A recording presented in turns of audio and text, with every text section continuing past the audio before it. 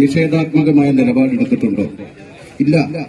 ഇവിടെ നേരത്തെ സൂചിപ്പിച്ചു, 1 കിലോമീറ്ററിന് ശരാശരി 4 മുതൽ 5 കോടി രൂപയാണ് ഇതിന്റെ പ്രവൃത്തികൾക്ക് വേണ്ടി മാറ്റിവെച്ചത്.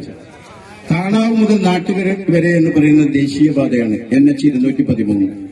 അതിന് 53 കിലോമീറ്റർ പണിയെടുക്കാൻ 210 കോടി രൂപയാണ് മാറ്റിവെച്ചത്. ശരാശരി 4 കോടി രൂപ. ഇവിടെ അതിലേറെ കോടി രൂപയാണ് 8 കിലോമീറ്ററിന് വേണ്ടി മാറ്റിവെച്ച ശരാശരി 50 കോടി രൂപയാണ് മാറ്റിവെച്ചത്. സർക്കാർ ഇതിൽ പണം അനുവദിക്കുന്ന കാര്യത്തിൽ അല്ലെങ്കിൽ എസ്റ്റിമേറ്റ് തയ്യാറാക്കുന്ന കാര്യത്തിൽ ആവശ്യമായ തുക അനുവദിക്കാതിരുന്നിട്ടുണ്ടോ? ചോദ്യം നമ്പർ 1. 2, ഈ പണി ടെൻഡർ ചെയ്യാം. സാധാരണഗതിയിൽ ഇത്തരം പ്രവർത്തികൾ പഞ്ചായത്തുകൾ പോലും ഈ ടെൻഡറിലാണ്. ഈ ടെൻഡർ ചെയ്യുമ്പോൾ ആരാണ് കാട്ടുക എന്നത് അത് സമർപ്പിച്ചതിന് ശേഷം മാത്രമേ അറിയാൻ പറ്റൂ. ആർക്കും ആവട്ടെ പണി കിട്ടി. ആ പണി കിട്ടിയാൽ ആ പണി തടസ്സപ്പെടുന്നതിന് എന്തെങ്കിലും കാരണങ്ങളുണ്ടോ? സാധാരണഗതിയിൽ എല്ലാവരും പരാതി പറയുക സർക്കാർ പണം കൊടുക്കാത്തത് കൊണ്ടാണ്. അങ്ങനെയാണ് പരാതി പറയുക. സംസ്ഥാന സർക്കാർ ഇദ്ദേഹത്തിന് 2 രീതിയിൽ ബില്ലുകൾ വാങ്ങാം. ഒന്ന് പാർട്ട് ബില്ലായിട്ട് വാങ്ങാം, ഒന്ന് ഫുൾ ബില്ലായിട്ട് വാങ്ങാം. സാധാരണഗതിയിൽ വലിയ പ്രോജക്റ്റ് ആയതുകൊണ്ട് പാർട്ട് ബില്ല് വാങ്ങാം. പാർട്ട് ബില്ലിന് അപേക്ഷ നൽകിയിട്ട് സംസ്ഥാന സർക്കാർ കൊടുക്കാതിരുന്നിട്ടുണ്ടോ? ഉണ്ടെങ്കിൽ അത് പറയട്ടെ. സംസ്ഥാന സർക്കാർ പ്രതിയാക്കപ്പെടുന്നത് അങ്ങനെയാണ്. കരാറുകാരൻ പണിയെടുത്തു, കരാറുകാരന് പണം കൊടുക്കുന്നില്ല, സർക്കാർ കരാറുകാരനെ കബളിപ്പിക്കുകയാണ്. അങ്ങനെ സാമ്പത്തിക കെടുതിയുടെ ഭാഗമാണ്. സർക്കാർ വരുത്തിവെച്ച സാമ്പത്തിക ദുരന്തത്തിന്റെ ഭാഗമായിട്ടാണോ ഈ പണി തടസ്സപ്പെട്ടത്? അല്ല. പിന്നെ മൂന്നാമത്തെ കാര്യം എന്താ? യൂട്ടിലിറ്റി ഷിഫ്റ്റിംഗ് വരും.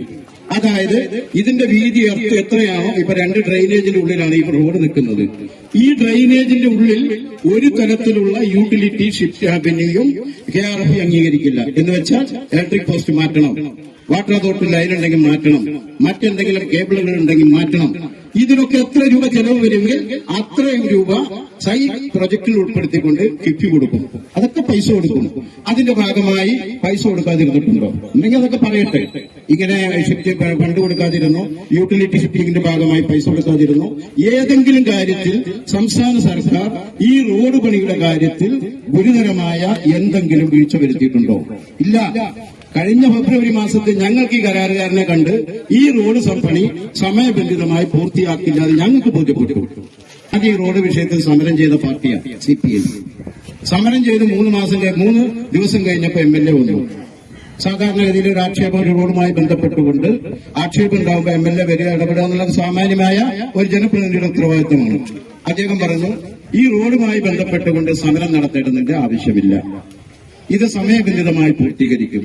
മാർച്ച് മാസം 31-ാം തീയതിയാണ് ഈ റോഡിന്റെ പ്രവൃത്തിയുടെ കാലാവധി നിശ്ചയിച്ചിട്ടുള്ളത്. അതിനുള്ളിൽ പണി പൂർത്തീകരിക്കും. ഇവിടെയുള്ള മാധ്യമങ്ങൾ നിങ്ങളൊക്കെ അതിന് സാക്ഷികളാണ്.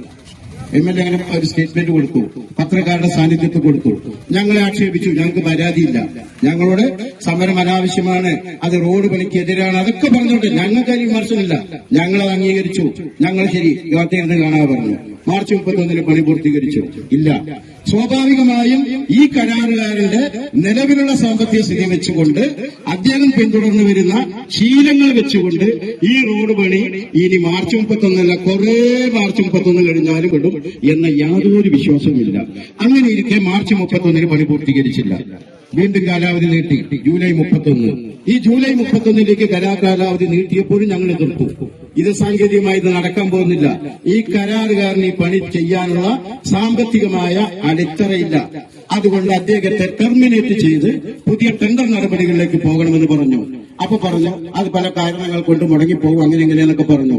നമ്മുടെ തൊട്ടപ്പുറത്ത് ഞാൻ കാഞ്ഞിരപ്പുഴ പഞ്ചായത്ത് പ്രസിഡന്റ് ആയിരിക്കുമ്പോഴാണ് ആ പണി ടെൻഡർ നടപടികൾ പൂർത്തീകരിച്ചത്.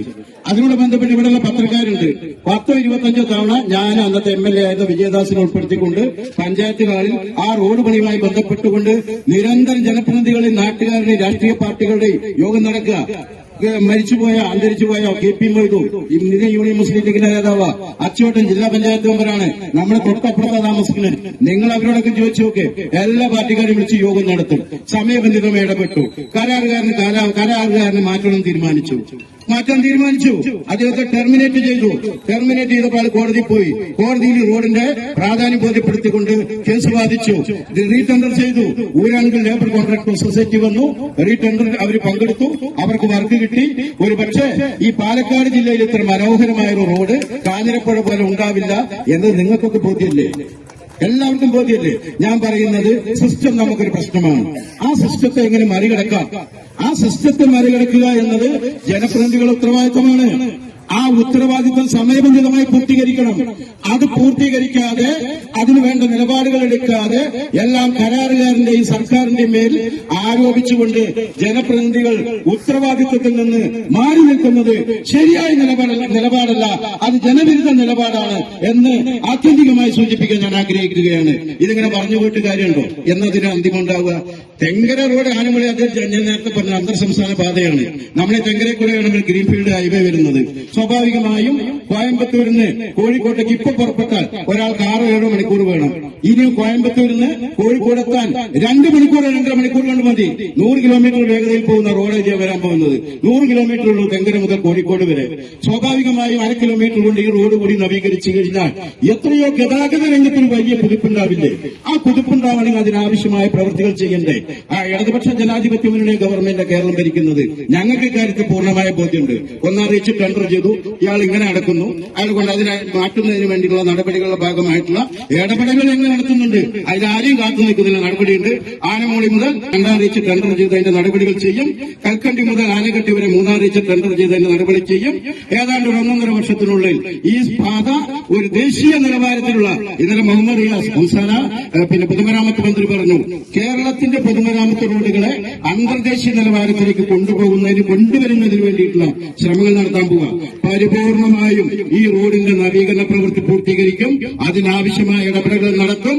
ഇവിടെ KRF, കിഫി, ഇവിടെ സ്വാഭാവികമായും പലരും പറയുന്നത് കിഫി ഫണ്ട് കൊടുക്കാത്തതുകൊണ്ടാണ്. ഞാൻ വളരെ ആധികാരികമായിട്ട് നിങ്ങളോട് ചോദിക്കുകയാണ്. 10 രൂപ ഒരു അപേക്ഷ തയ്യാറാക്കി 10 രൂപയുടെ സ്റ്റാമ്പ് ഒട്ടിച്ച് ഒരു അപേക്ഷ കൊടുത്താൽ നിങ്ങൾക്ക് കൃത്യമായ മറുപടി കിട്ടും. ഇതിലാരെങ്കിലും പറഞ്ഞു, ഞാൻ പറയുന്നത് നിങ്ങൾ വിശ്വസിക്കേണ്ട, മറ്റുള്ളവർ പറയുന്നത് നിങ്ങൾ വിശ്വസിക്കേണ്ട. നിങ്ങൾ കറക്റ്റായി കാര്യങ്ങൾ പഠിക്കുക. സംസ്ഥാന ഗവൺമെന്റ് കാര്യത്തിൽ പ്രതിയല്ല. ജനപ്രതിനിധികൾ ഉണരുക.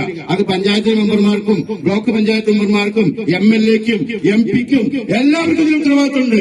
എല്ലാവരും വോട്ട് വാങ്ങിപ്പോയ ആളുകളാണ്. ഏതെങ്കിലും ഒരൊറ്റ ജനപ്രതിനിധി മാത്രമാണ് പ്രതിയാണ് എന്ന് ഞാൻ പറയുന്നില്ല. എല്ലാവർക്കും ഇക്കാര്യത്തിലുണ്ട്. ബഹുമാനപ്പെട്ട MP ഇവിടെ ഗിരീഷ് ഗുപ്തയ്ക്ക് ഇവിടെ നിൽക്കുന്നുണ്ട്. MP-യോട് ഉൾപ്പെടെ ഞാൻ ഈ വിഷയങ്ങൾ നിങ്ങൾ ഗൗരവമായിട്ട് വിഷയത്തിൽ ഇടപെടാം. അദ്ദേഹം എന്നോട് പറഞ്ഞതാ, ഞങ്ങളൊക്കെ വിഷയത്തിൽ ഗൗരവമായി ഇടപെടുന്നുണ്ട്. ആവട്ടെ, നല്ല കാര്യം. ബ്ലോക്ക് പഞ്ചായത്തിന് ഇടപെടാം, ബ്ലോക്ക് പഞ്ചായത്ത് മെമ്പർക്കും ഇടപെടാം, ഗ്രാമപഞ്ചായത്തിന് ഇടപെടാം. ഇതൊരു നാടിന്റെ പ്രശ്നമാണ്. ഇത് തെങ്കരക്കാരുടെ പ്രശ്നം മാത്രമല്ല. ഇവിടെ സലാമാഷ് പ്രസംഗിച്ചപ്പോ ഞാൻ തെങ്കരക്കാരനല്ല, ഞാൻ കേരളീയനാണ്, ഞാൻ ഇന്ത്യക്കാരനാണ്. ഞാൻ ഇതൊക്കെ തെങ്കരക്കാരുടെ വിഷയം മാത്രമേ ഇതിനെ കാണുന്നവരല്ല. തെങ്കരക്കാർ യാത്ര ചെയ്യുന്നതിനേക്കാൾ മറ്റ് ജില്ലക്കാർ, അട്ടപ്പാടി ഒരു ടൂറിസം പ്രദേശമായി മാറിയിട്ടുണ്ട്. അട്ടപ്പാടിയിലേക്ക് നിങ്ങൾ പ്രത്യേകിച്ച് ഒഴിവ് ദിനങ്ങളിൽ അവിടേക്ക് വരുന്ന വാഹനങ്ങളുടെ എണ്ണം എടുത്തു നോക്ക്. നമ്മളെക്കാൾ കൂടുതൽ ആളുകൾ യാത്ര ചെയ്യുന്ന, തദ്ദേശീയരെക്കാൾ കൂടുതൽ ആളുകൾ ഉപയോഗപ്പെടുത്തുന്ന റോഡാണിത്. ഇതിന് അനന്തമായി നീട്ടുപോകരുത്. സമയബന്ധിതമായ നടപടി ഉണ്ടാവണം. അക്കാര്യത്തിൽ ഈ പ്രദേശത്തുകാരുടെ, ഈ നാട്ടുകാരുടെ അവരുടെ ആഗ്രഹത്തോടൊപ്പം അവരുടെ ആവശ്യത്തോടൊപ്പം നൂറുകൊള്ളാൻ ഇന്ത്യൻ കമ്മ്യൂണിസ്റ്റ് പാർട്ടി CPI തയ്യാറാണ് എന്ന് ഞാൻ ഈ സന്ദർഭത്തിൽ ഉറപ്പു നൽകുകയാണ്. സ്വാഭാവികമായ ജനകീയ പ്രതിഷേധങ്ങൾ കൊണ്ട് ഇവിടെ എല്ലാം നേടിയെടുത്തിട്ടുള്ളൂ. ജനകീയ പ്രതിഷേധം ഒരിക്കലും പാഴ്വേലയാവില്ല. ശക്തമായി മുന്നോട്ട് പോകണം. അതിനാവശ്യമായ എല്ലാവിധത്തിലുള്ള പിന്തുണയും ഞങ്ങളുടെ പാർട്ടിയുടെ ഭാഗത്തുനിന്ന് പൂർണ്ണമായി ഉറപ്പു നൽകിക്കൊണ്ട് ഈ സമരം സംഘടിപ്പിച്ച മുഴുവൻ ആളുകളെയും അഭിവാദ്യം ചെയ്തുകൊണ്ട് എന്റെ